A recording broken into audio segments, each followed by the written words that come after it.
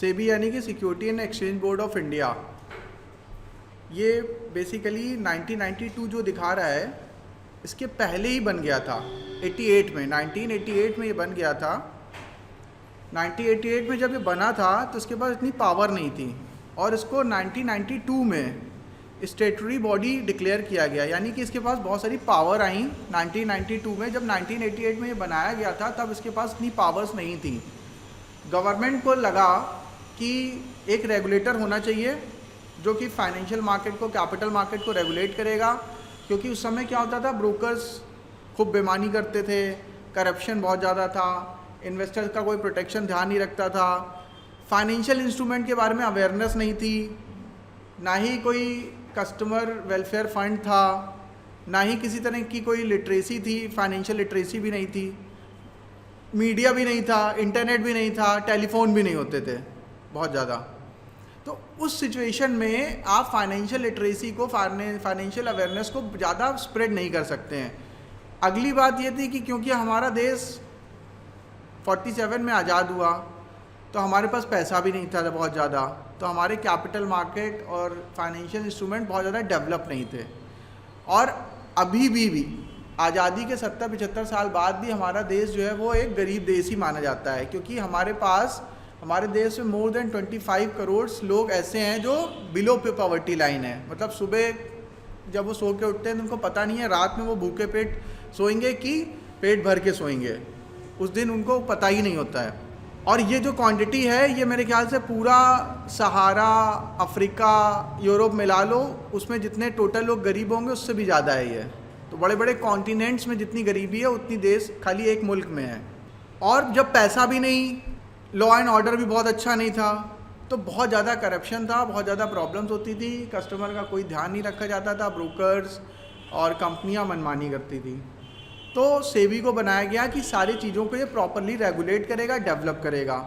लेकिन जब 1988 में इसको बनाया गया तो ये समझ में आया कुछ साल बाद कि इसके पास जब अभी कोई बहुत ज़्यादा मतलब कोई गड़बड़ करता था तो कुछ कर ही नहीं पाता था, समझाता था खाली, उनके पास उसको पनिश करने का कोई राइट नहीं था।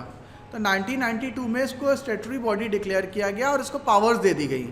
तो अभी क्या है, ये बहुत पावरफुल हो गई है। अभी थोड़े दिन पहले पता चला है कि कार्वी का लाइसेंस कैंसिल कर दिया, ब्रोकरशिप का लाइसेंस कैंसिल कर दिया। आपने कुछ समय पहले सुना होगा कि HDFC के ऊपर फ़ाइन लगा दिया RBI ने, कभी किसी रिलायंस के ऊपर सेबी ने फ़ाइन लगा दिया, फिर सेबी ने सुब्रतो राय सहारा को जेल पहुंचवा दिया। यानी अभी बहुत पावरफुल है, ऑडिट कर सकती है, पेनाल्टी लगा सकती है, कुछ भी कर सकती है, ये बहुत पावरफुल है। ऑब्जेक्टिव क्या था सेबी को बनाने का?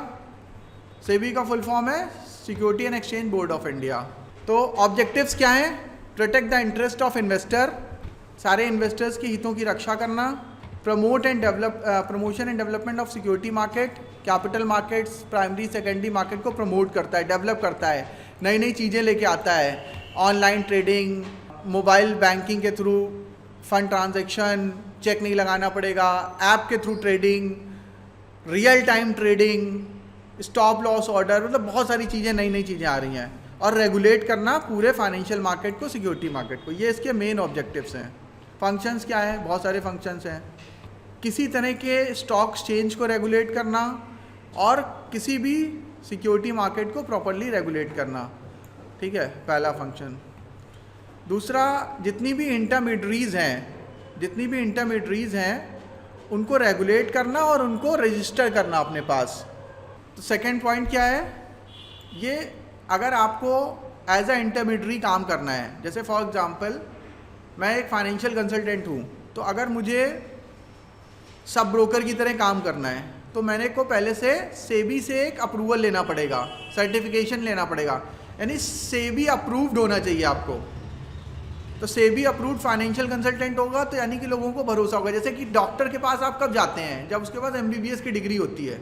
ये सारे के सारे इंटरमीडियरीज को लाइसेंस देता है, उनको रेगुलेट करता है। इंटरमीडियरीज कौन कौन होते हैं फाइनेंशियल मार्केट में? स्टॉक ब्रोकर्स और सब brokers, agents, underwriters, merchant bankers, book lead managers, banks, NBFC, ये सारे के सारे जो है इंटरमीडियरी हैं। ये सारे के सारे लोग जो है वो इंटरमीडियरी हैं। इंटरमीडियरी कौन होता है? जो कंज्यूमर और जो सर्विस प्रोवाइडर है उसके बीच में काम कर रहा हो, ठीक है, उसको मीडिएटर या बिचौलिया कहते हैं, इंटरमीडियरी। तो इंटरमीडियरी क्या करता है? प्रॉपर सर्विसेज को स्मूथली फंक्शन करने में, रन करने में हेल्प करता है। NSDL एंड CDSL वो भी दोनों इंटरमीडियरी हैं। NSDL और CDSL नाम सुना है किसी ने? डीमेट अकाउंट का नाम सुना है? क्या होता है डीमेट अकाउंट? अगर हमें रुपयों को रखना है तो हम लोग सेविंग अकाउंट में रखते हैं, और अगर हमें अपने शेयर्स को रखना है तो डीमेट अकाउंट में रखते हैं। यानी कि डीमेट अकाउंट एक ऐसी जगह है जहाँ पे हम अपने शेयर को इलेक्ट्रॉनिक फॉर्म में रख सकते हैं, इलेक्ट्रॉनिक फॉर्म में, नॉट इन फिजिकल फॉर्म। जैसे कि बैंक में आपको वो भी मिलता है लॉकर, तो लॉकर में क्या कर सकते हैं? आके फिजिकल चीज़ें रख सकते हैं, पैसा, ज्वेलरी, कुछ भी चीज़ें ला के रख सकते हैं। लेकिन डीमेट अकाउंट ऐसा कोई लॉकर नहीं है, वो डिजी लॉकर है। डिजी लॉकर मतलब जहाँ पे अपने शेयर्स को आप डिजिटल फॉर्म में, इलेक्ट्रॉनिक फॉर्म में रखते हैं। तो demat account stock broker provide करता है, लेकिन स्टॉक ब्रोकर खुद डीमेट अकाउंट नहीं देता है, वो खाली क्या है? इंटरमीडियरी है। डीमेट अकाउंट कौन एक्चुअली में देता है? NSDL and CDSL। इंडिया में सिर्फ 2 डिपॉजिटरी हैं, नोट कर लीजिएगा इसको, NSDL और CDSL 2 डिपॉजिटरी हैं, central depository and national depository. NSDL का फुल फॉर्म है नेशनल सिक्योरिटीज डिपॉजिटरी लिमिटेड। तो दो DP हैं इंडिया में, और दोनों गवर्नमेंट ऑफ इंडिया के कंट्रोल में है। DP का कोई और काम भी होता है शेयर के अलावा? डिपॉजिटरी पार्टिसिपेंट्स उसी को DP कहते हैं। तो NSDL और CDSL दोनों DP प्रोवाइड करते हैं। तो इंडिया में एक आदमी 2 DP खोल सकता है, क्योंकि 2 कंपनियां हैं तो दोनों में DP खोल सकता है। उसकी मर्जी है वो उसको अपने शेयर NSDL में रखने हैं, उसकी मर्जी अपने शेयर CDSL में रखने हैं। कोई स्टॉक ब्रोकर के पास एक DP होती है, किसी के पास दोनों होती है। और जब अकाउंट ओपन कर रहे होते हैं तो आपसे वो पूछता है कि किस में आपको अपने शेयर रखने हैं, CDSL में, NSDL में। जिसमें आप टिक कर देंगे उसी में रखा जाएगा। वैसे CDSL ज़्यादा एडवांस है, CDSL की सर्विसेज अच्छी हैं। ऑनलाइन आप अपना डीमेट अकाउंट चेक कर सकते हैं और आपको पता चल जाएगा उसमें कितने शेयर पड़े हुए हैं। CDSL और NSDL देश की फाइनेंशियल मार्केट को बहुत रिलायबल भी बनाते हैं।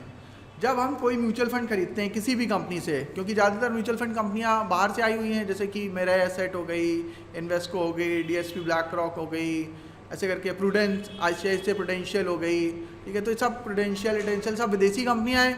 तो लोगों को ये भी तो डर है कि वो मान लो आपका सब शेयर वेयर लेके बेच बाज के भाग गई, तो उसमें तो बहुत करोड़ों मैंने तो मतलब मेरे पास तो इन्वेस्टमेंट के नाम पे ही सब सारा उसी में लगा हुआ है सभी। और ऐसे बहुत सारे लोग हैं जिनका पूरी ज़िंदगी भर की कमाई सिर्फ म्यूचुअल फंड्स में ही है, तो वो भाग गए तो बेच के शेयर।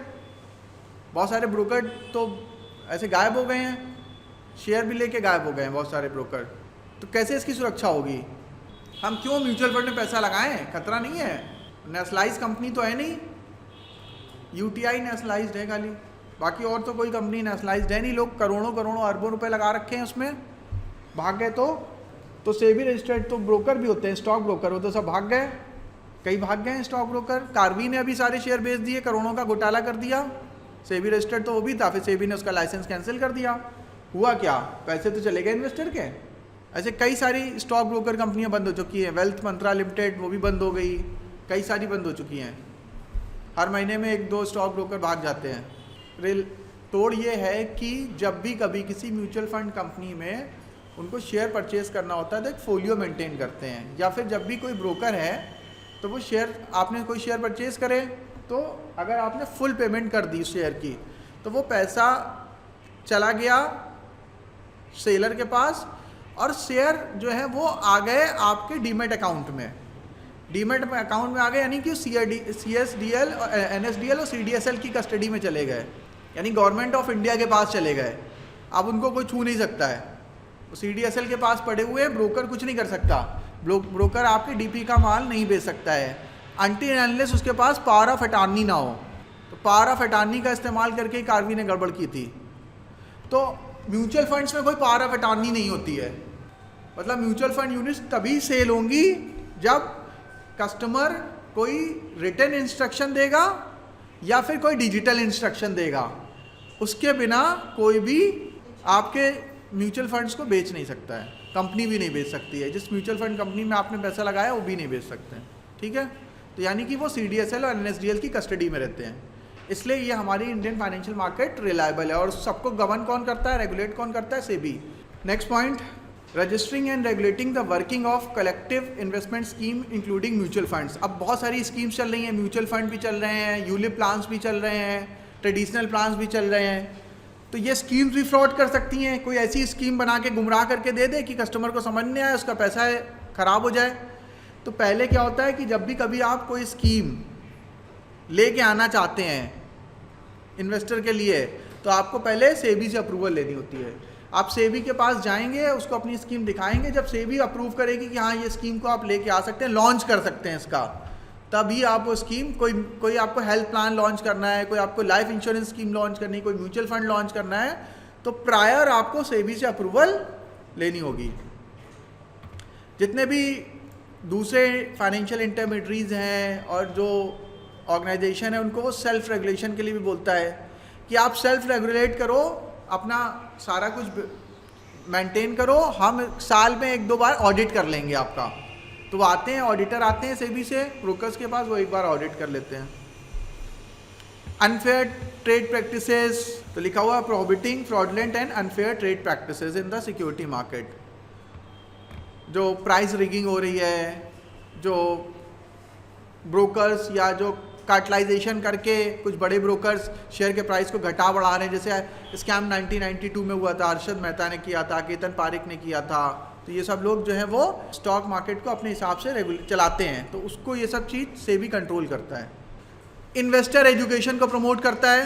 मैंने खुद ने भी स्टॉक एक्सचेंज के साथ और NSE नेशनल स्टॉक एक्सचेंज के साथ और सेबी के साथ मिलके कई बार इन्वेस्टर अवेयरनेस सेमिनार कंडक्ट करे हैं हम लोगों ने, जिसमें सेबी की तरफ से कुछ लोग आते हैं, नेशनल स्टॉक एक्सचेंज की तरफ से मैनेजर्स होते हैं और ब्रोकर्स होते हैं। क्योंकि मैं एक ब्रोकिंग कंपनी में ब्रांच हेड था, तो हम लोग अपने कस्टमर्स को इनवाइट करते हैं।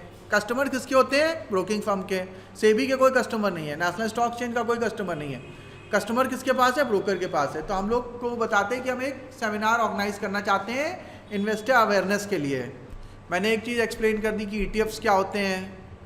सेबी वाला बंदा है, उसने कुछ चीज़ें बता दी कि कैसे आप अपने प्रोटेक्शन कर सकते हैं। वो ये समझाते हैं कि अपने शेयर्स को हमेशा डीमैट अकाउंट में रखें, ब्रोकर के पूल अकाउंट में शेयर्स ना रखें, और क्या क्या चीज़ें कर सकते हैं कि आप फ्रॉड से बच पाएँ, अच्छे से ट्रेड चीज़ें कर पाएँ, ये सब सारी चीज़ें। इनसाइडर ट्रेडिंग से प्रोटेक्शन, जैसे मान लो रिलायंस को पता है कि उसकी डील होने वाली है फेसबुक के साथ, मार्क जुकरबर्ग उसमें पैसा लगाने वाले हैं, अल्फ़ाबेट गूगल उसमें पैसा लगाने वाला है, माइक्रोसॉफ्ट उसमें इन्वेस्टमेंट करने वाला है जियो में, और जियो जो है वो रिलायंस इंडस्ट्री के शेयर का ही पार्ट है अभी। तो रिलायंस मुकेश अंबानी अपने फैमिली मेम्बर्स को बता दें और फैमिली मेम्बर्स शेयर खरीदना शुरू कर दें, तो ये क्या है, इससे क्या होगा, जो रिटेल इन्वेस्टर है उनका नुकसान हो जाएगा, अब फ़ायदा उन लोगों को हो जाएगा, कुछ खास लोगों को फ़ायदा हो जाएगा। इस चीज़ को रोकने का काम भी सेबी करता है। उसको कहते हैं इनसाइडर ट्रेडिंग को रोकना, प्रोटेक्ट करना इन्वेस्टर्स को, ताकि इनसाइडर ट्रेडिंग ना हो पाए। Next point, regulating substantial acquisition of shares, take over of companies. मतलब जो छोटी कंपनियां हैं उनको कभी कभी कुछ ब्रोकर्स, कुछ बड़े लोग टेक ओवर कर लेते हैं, हॉस्टाइल टेक ओवर जिसको कहते हैं। मतलब धीरे धीरे करके उसके शेयर्स खरीद लिए, उसको पता ही नहीं चला, उसकी कंपनी किसी और के हाथ में चली गई, बाद में उसको फायर कर दिया। वॉरेन बफेट साहब ने भी ऐसा किया था। किस कंपनी में किया था? बर्कशायर हाथवे में उन्होंने ऐसा ही किया था।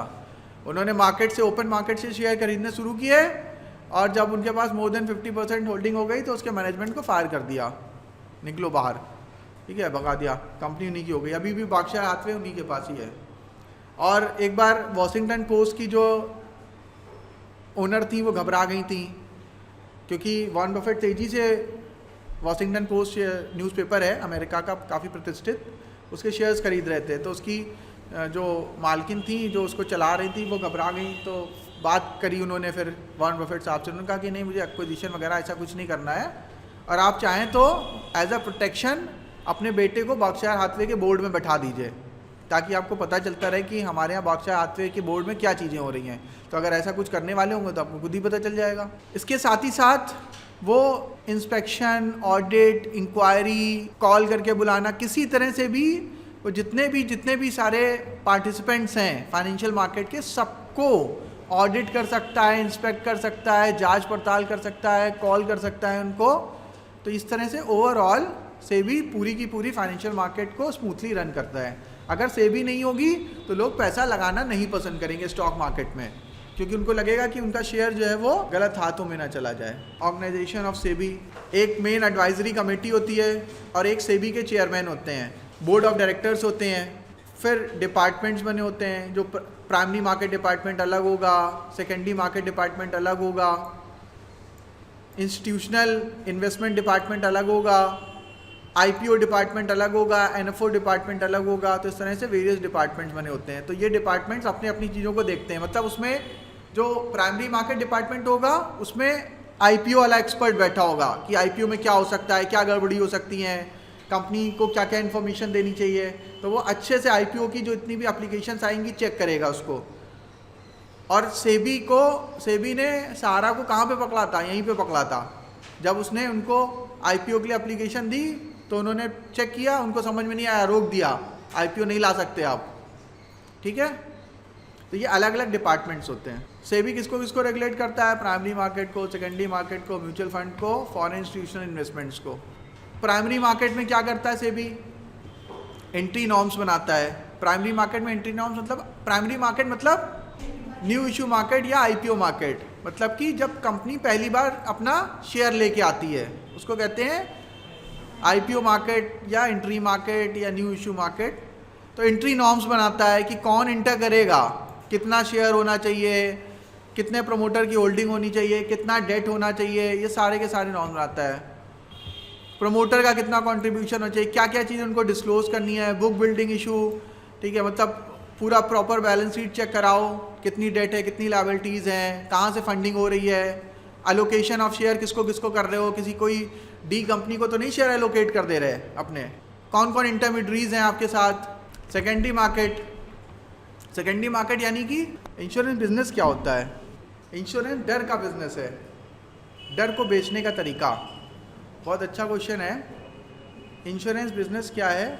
इंश्योरेंस एक डर का बिजनेस है कि आप डर बेच के कैसे पैसा कमाते हैं।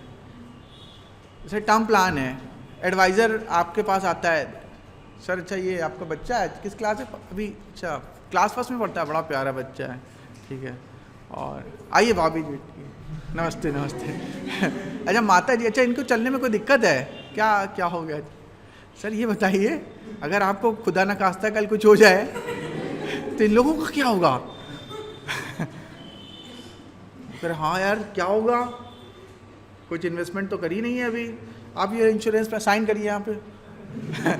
उसकी वाइफ भी अरे करिए करिए करिए। चला गया वो लेके, लूट के उनको। तो ये क्या है? ये है इंश्योरेंस। तो देखिए है तो नेचर वाइज बहुत अच्छा है, लेकिन जो अभी इस्तेमाल हो रहा है वो बहुत गलत तरीके से हो रहा है। इंश्योरेंस मतलब प्योर इंश्योरेंस, मतलब जो रियल में एडवाइज़र आपके यहाँ आता है उसको जो चीज़ देनी चाहिए वो आपको देता ही नहीं है। उसको देना चाहिए टर्म प्लान, और वो आपको बेचता है traditional plan, endowment plan, ULIP plan. तो ये है इंश्योरेंस, मतलब कि आपका बीमा होता है रिस्क, फ्यूचर के रिस्क को कवर करना। एक छोटा प्रीमियम देके आप आने वाले बड़ी आपदा को कवर कर लेते हैं। जैसे आप गाड़ी का इंश्योरेंस कराते हैं तो आपकी गाड़ी कहीं भिड़ गई, 2 लाख रुपए का खर्चा आ गया तो इंश्योरेंस कंपनी देगी। हेल्थ इंश्योरेंस कराते हैं, फैमिली में किसी को कुछ बीमारी हो गई, 10 लाख का बिल आ गया, वो कंपनी देगी। लाइफ इंश्योरेंस कराते हैं, जिसका बीमा हुआ वो मर गया तो पैसे घर वालों को मिल जाएंगे। लेकिन ये प्योर फॉर्म ऑफ इंश्योरेंस है। लेकिन जो हम लोगों को मिलता है वो ना मिलता है इंश्योरेंस, ना ही रिटर्न मिलते हैं उसमें। 1 लाख का प्रीमियम लेता है, 8-10 लाख का इंश्योरेंस कवर देता है और 5% का रिटर्न देता है, यानी कि नाइदर इंश्योरेंस नॉर रिटर्न्स, कुछ भी नहीं मिल रहा उसमें।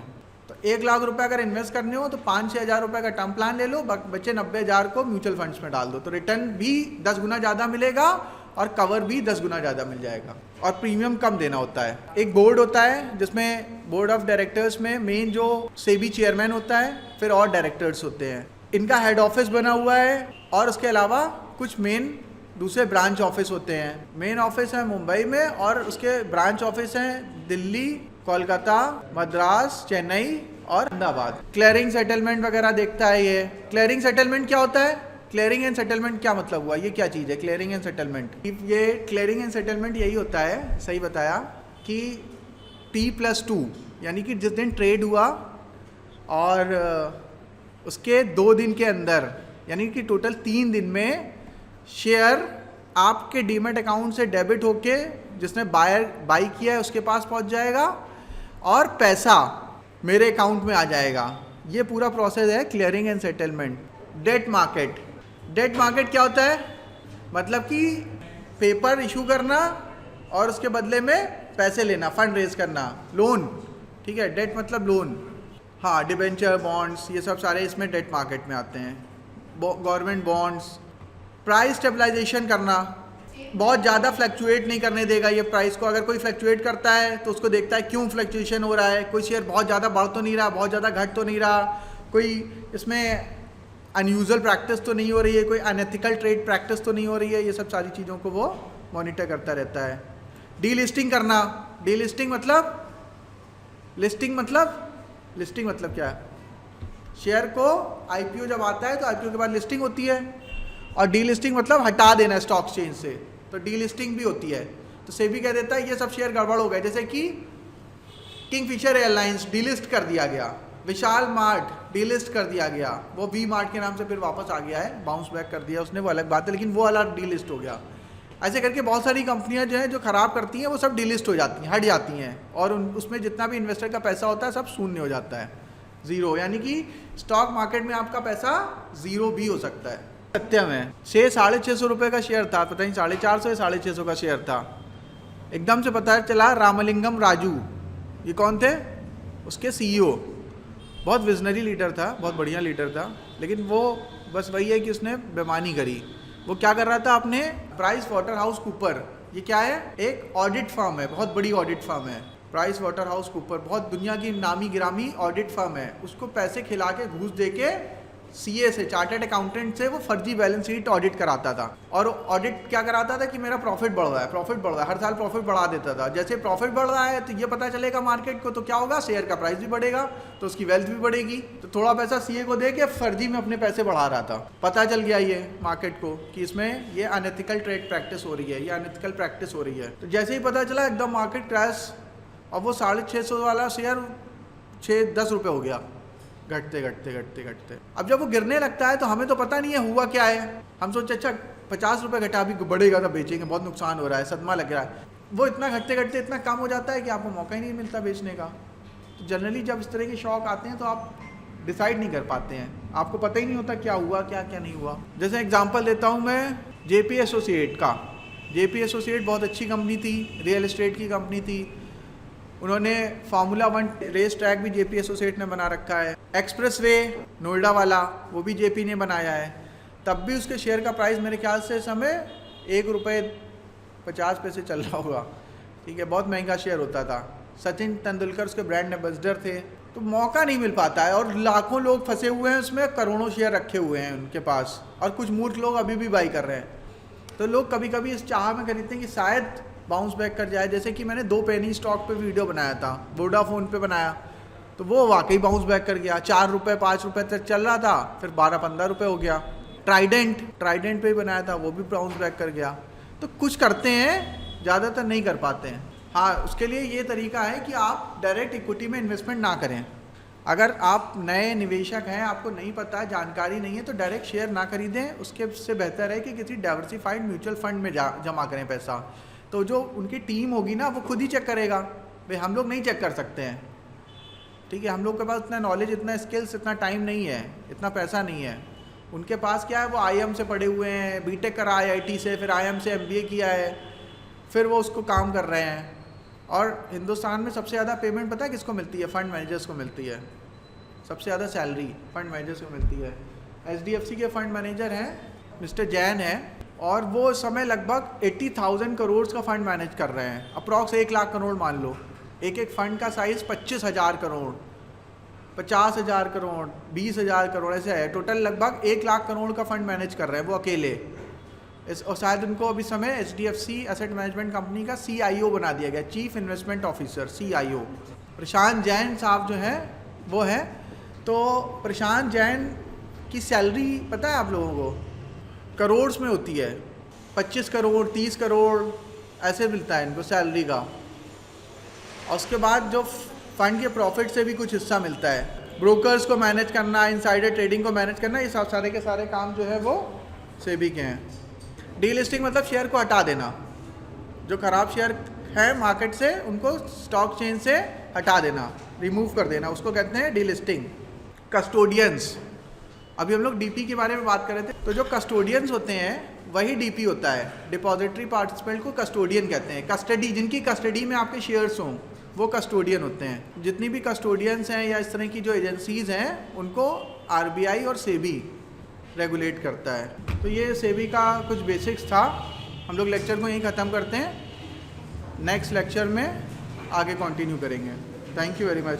हाँ, तो purpose of SEBI, first point two protect the interest of investor, second point two promote the development of the security market, third point two regulate the security market. इनके मतलब सेबी का 3 मेन पर्पस होता है। पहला, इन्वेस्टर के हितों की रक्षा करना, protect the interest of investors. Second, security market, financial market को और प्रमोट करना ताकि ज़्यादा से ज़्यादा लोग इससे लाभान्वित हों, कंपनियां भी इन्वेस्टर्स भी, तो प्रमोट करना उसको। थर्ड पॉइंट, रेगुलेट करना कि कोई गड़बड़ ना कर पाए, act as a watch dog, कोई गड़बड़ ना कर पाए। तो ये 3 मेन पर्पस होते हैं। अब हेडिंग डालिए, organisational structure of SEBI. First point, SEBI is a corporate body. Second point, it is administrated by a board having, यानी कि सेबी को कौन एडमिनिस्ट्रेट करता है, कौन चलाता है, रन करता है, उसका बोर्ड ऑफ डायरेक्टर्स, जिसमें एक चेयरमैन होता है और 8 मेंबर होते हैं। तो चेयरमैन सबसे पावरफुल होता है। Next point, it has head office in Mumbai and branch offices Kolkata. Fourth point, it has 2 advisory committees, one for primary market and other for secondary market. Heading डालिए, ऑब्जेक्टिव्स ऑफ सेबी। उद्देश्य क्या होते हैं सेबी के? पहला उद्देश्य, protect, first objective, protect interest of investors, promotion and development of security market. Third, regulating security market. Fourth, mobilization and allocation of resources. Fifth, providing facilities to intermediaries. Intermediaries मतलब जो बीच के बिचौलिए लोग होते हैं। अब ये 5 पॉइंट का क्या मतलब है? फर्स्ट पॉइंट क्या है? तो सेबी का ऑब्जेक्टिव क्या होता है कि सारे इन्वेस्टर्स के हितों की रक्षा करना, ताकि उनको कोई चीट ना कर पाए, कोई फ्रॉड ना हो पाए, उनका पैसा ना डूबे, लोगों का ट्रस्ट बना रहे।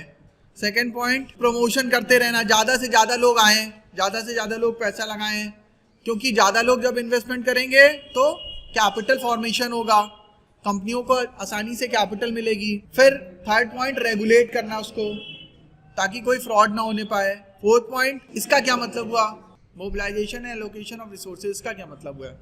Mobilisation and allocation of resources का मतलब ये हुआ कि हमें ये पता है कि स्टॉक मार्केट कैपिटल फॉर्मेशन करता है। कैसे करता है?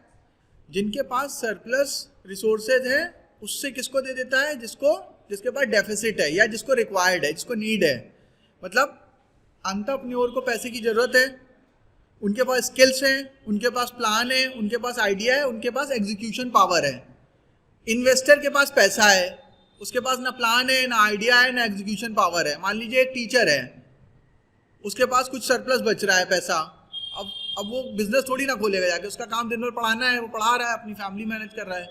उसके पास ना आइडिया है कोई बिजनेस स्टार्ट करने का, ना ही उसके पास एग्जीक्यूशन की कोई कैपेसिटी है, वो तो खाली टीचर है। कोई चार्टेड अकाउंटेंट है, वो अपना काम कर रहा है, अब वो बिजनेस थोड़ी ना खोलेगा जाके। कोई डॉक्टर है, पेशेंट्स को देख रहा है दिन भर, वो लोगों का इलाज कर रहा है, ऑपरेशन कर रहा है, वो ऑटोमोबाइल या कार बनाना थोड़ी ना शुरू कर देगा, वो कोई वेबसाइट थोड़ी ना स्टार्ट कर देगा। तो उसके पास पैसा है, लेकिन उसके पास टाइम नहीं है, स्किल्स नहीं है, और पैसे को मल्टीप्लाई कैसे करते हैं ये नहीं पता उसको। तो वो कहाँ किसको पैसा दे देगा? एंटरप्रेन्योर को। कैसे दे देगा?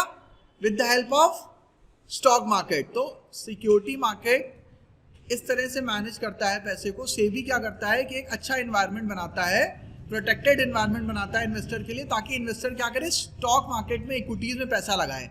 तो क्या होगा? एलोकेशन ऑफ रिसोर्सेज होएगा, कहाँ से? जिसके पास सरप्लस है उससे डेफिसिट की तरफ। तो जो सरप्लस है वो बेकार पैसा पड़ा था वो हमारी इकोनॉमी में यूटिलाइजेशन में आ जाएगा। जैसे डॉक्टर है वो बहुत पैसा कमा रहा है, उसने सब तिजोरी में भर रखा है पैसा, तो तिजोरी में भर रखा है मतलब वो आइडल पड़ा हुआ है, उसका कोई यूज नहीं हो रहा हमारी इकोनॉमी में। तो कैपिटल मार्केट के थ्रू वो पैसा एंटरप्रेन्योर के पास पहुंच गया, उसने बॉन्ड्स खरीद लिए, उस कंपनी के शेयर्स खरीद लिए। अब क्या होगा, एंटरप्रेन्योर उस पैसे को बढ़ाएगा, ठीक है, उसको इन्वेस्ट करेगा, पैसे को बढ़ाएगा तो उससे रेवेन्यू बनेगा, और जो डॉक्टर का पैसा, जो इन्वेस्टर का पैसा लगा, उसको भी रिटर्न्स ज़्यादा मिलेंगे। अगर तिजोरी में रखा रहता तो उसके over a period of time उसकी वैल्यू घटती चली जाती। क्यों? क्योंकि इन्फ्लेशन तो बढ़ रहा है, रुपया अंदर रखे रखे नहीं बढ़ेगा। अगर इन्फ्लेशन 8% का है तो एक साल के बाद 100 रुपये की वैल्यू 8 रुपये कम हो जाएगी, यानी कि 100 रुपये की वैल्यू 92 रुपये बचेगी। क्लियर है ये? ठीक है, तो आपको अगर उसको अगर बढ़ने से रोकना, घटने से रोकना है तो आपको उसको इन्वेस्ट करना पड़ेगा। तो इन्वेस्ट ऐसी जगह पे करेंगे जहां पे आपको इन्फ्लेशन एडजस्टेड रिटर्न मिले। Mobilisation and allocation of resources का मतलब ये हुआ कि सरप्लस से डेफिसिट के पास, जिसके पास ज़्यादा है उससे जो नीडी है उसके पास एलोकेट हो जाते हैं, फंड मोबिलाइज हो जाते हैं। प्रोवाइडिंग फैसिलिटीज टू इंटरमीडियरीज, इसका क्या मतलब हुआ, बहुत ध्यान से समझिएगा। बहुत सारे इंटरमीडियरीज होते हैं, जैसे कि stock brokers, venture capitalist, merchant bankers, financial institutions, banks, NBFCs, बहुत सारे लोग इंटरमीडियरीज होते हैं। ये सब बिचौलियों का काम करते हैं, कोई कुछ काम कर रहा है, कोई कुछ काम कर रहा है, तो इनको भी पैसा कमाना है। तो वे पैसा कब कमा पाएंगे? जब किसी कंट्री में प्रॉपर फाइनेंशियल मार्केट रन और मैनेज हो रही होगी। जब आईपीओ आएगा तो मर्चेंट बैंकर को पैसा मिलेगा, वो क्या करेगा, आईपीओ मैनेज करेगा। स्टॉक एक्सचेंजेस को पैसा मिलेगा, फीस मिलेगी। स्टॉक ब्रोकर्स को कुछ ब्रोकेज मिलेगी जब वो उसको आईपीओ को बेचेंगे। तो जब सेबी होगा तो जितने भी इंटरमीडियरीज होंगे सबको एडवांटेज मिलेगा। ये पॉइंट क्लियर है? जल्दी से हेडिंग डाल लो, फंक्शंस ऑफ सेबी। लगभग सब एक ही जैसे हैं, ऑब्जेक्टिव, पर्पस, फंक्शन। तो उसमें हेडिंग ए डालो, सब हेडिंग ए, प्रोटेक्टिव फंक्शन। प्रोटेक्टिव फंक्शन के अंदर कई सारे फंक्शंस हैं। तो पहला प्रोटेक्ट करता, प्रोटेक्टिव फंक्शंस। तो ये किस तरह से सुरक्षा प्रदान करता है, इसका फर्स्ट पॉइंट है प्रोटेक्टिव फंक्शन का। प्रोटेक्टिव फंक्शन के अंदर फर्स्ट पॉइंट है कंट्रोल ऑन प्राइस रिगिंग, मतलब बहुत ज़्यादा, या इसको ऐसे लिख लो, कंट्रोल ऑन एक्सट्रीम वोलेटिलिटी, ठीक है, ऐसे भी लिख सकते हो। मतलब बहुत ज़्यादा प्राइस मैनिपुलेट करते हैं ना जो ब्रोकर्स होते हैं, वो आर्टिफिशियल तरीके से स्टॉक प्राइस। स्कैम 1992 किसने देखी है? तो पहला point control on price rigging या एक्सट्रीम वोलेटिलिटी, मतलब प्राइस को आर्टिफिशियल तरीके से बढ़ने घटने नहीं देता है। कौन? SEBI. Second point control on insider trading. Insider trading पता है किसी को क्या होता है? एक आपको छोटी सी स्टोरी सुनाते हैं। एक मिस्टर रजत गुप्ता थे, अमेरिका में, इंडियन थे वो। और रजत गुप्ता के बारे में ऐसे समझो कि उस समय बिल क्लिंटन और प्रेसिडेंट थे, मुझे जहाँ तक याद पड़ रहा है। और रजत गुप्ता का उठना बिल क्लिंटन के साथ था, मतलब बिल क्लिंटन के बहुत खास दोस्त थे, इस तरह की शख्सियत थे वो। उनको ये पता चला कि किसी एक कंपनी में, शायद मॉर्गन स्टैनली थी, मॉर्गन स्टैनली में प्रॉब्लम चल रही थी उस समय। मॉर्गन स्टैनली में उनको ये पता चला कि वॉरेन बफेट साहब इन्वेस्टमेंट करने वाले हैं। वो मॉर्गन स्टैनली के बोर्ड ऑफ डायरेक्टर्स में थे। तो उन्होंने अपने फ्रेंड को, कुछ राजन करके, साउथ इंडियन थे वो अमेरिका में ही रहते थे, नाम भूल गया मैं उनको, राजन करके कुछ था। उनको उन्होंने वो फ़ोन करके इन्फॉर्म कर दिया कि वॉरेन बफेट साहब इस कंपनी के शेयर खरीदने वाले हैं। उन्होंने फटाक से 10-15 लाख शेयर खरीद डाले और उस टोटल ट्रांजैक्शन में उन लोगों को 17 मिलियन के आसपास डॉलर का फ़ायदा हुआ। लेकिन ये बात पता चल गई और पता चलने का नतीजा ये हुआ कि दोनों लोग जेल चले गए।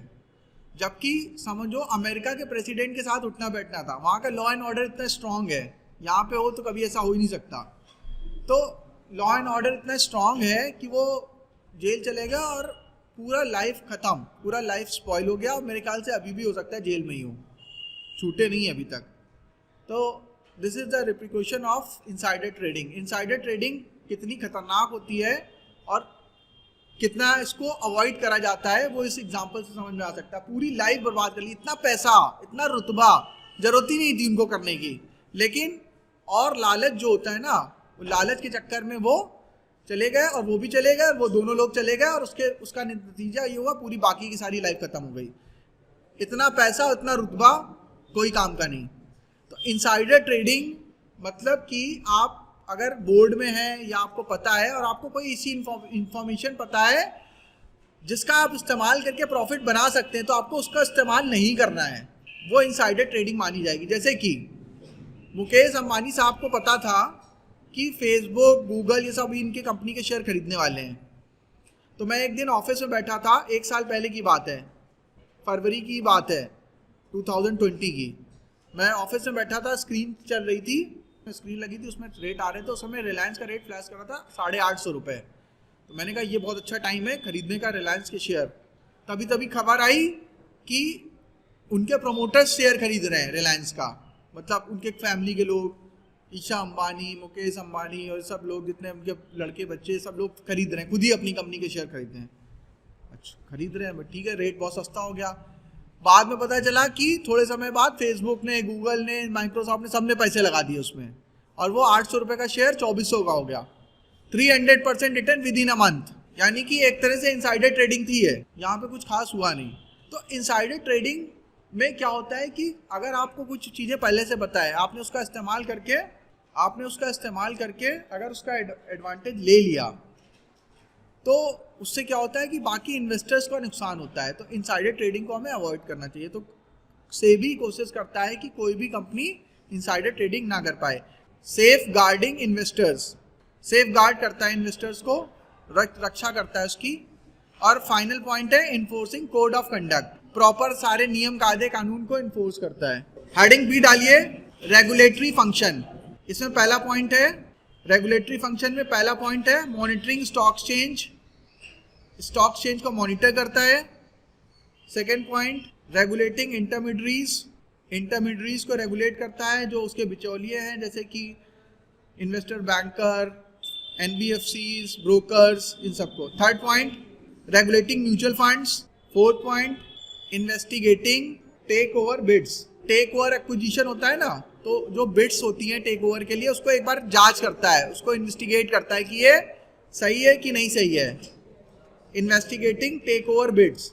नेक्स्ट पॉइंट, नेक्स्ट हेडिंग है सी हेडिंग, डेवलपमेंटल फंक्शन। इसमें पहला पॉइंट है रजिस्ट्रेशन, यानी कि किसी को भी स्टॉक ब्रोकर बनना है, किसी को भी एएमसी स्टार्ट करनी है, किसी को भी डीमैट स्टार्ट करना है, तो उसको अपने आप को रजिस्टर करना पड़ेगा। Second point, floorless trading. Floorless, बिना फ्लोर के, मतलब ऑनलाइन ट्रेडिंग, मतलब जाके बोल के से ट्रेडिंग नहीं करनी है, ऑनलाइन ट्रेडिंग होती है। ब्रैकेट में लिख लो ऑनलाइन ट्रेडिंग। थर्ड पॉइंट, जो कि लास्ट पॉइंट है, नहीं सेकंड लास्ट पॉइंट है, मॉनिटरिंग आईपीओज।